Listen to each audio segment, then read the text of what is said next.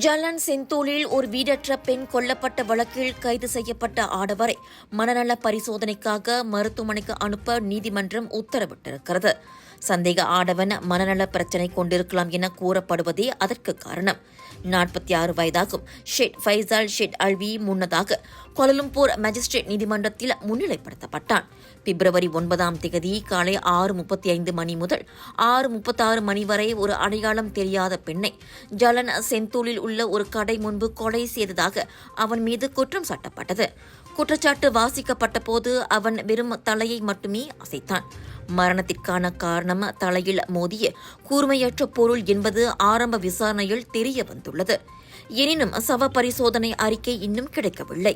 இதையடுத்து மார்ச் 19ஆம் தேதி வழக்கு மறுசெவிமடுப்புக்கு வரும் என அறிவிக்கப்பட்டிருக்கிறது. கொலை குற்றம் என்பதால் குற்றம் நிரூபிக்கப்பட்டால் மரண தண்டனை அல்லது 30 முதல் 40 ஆண்டுகள் சிறையும் 12 பிரம்படிகளும் விதிக்கப்படலாம்.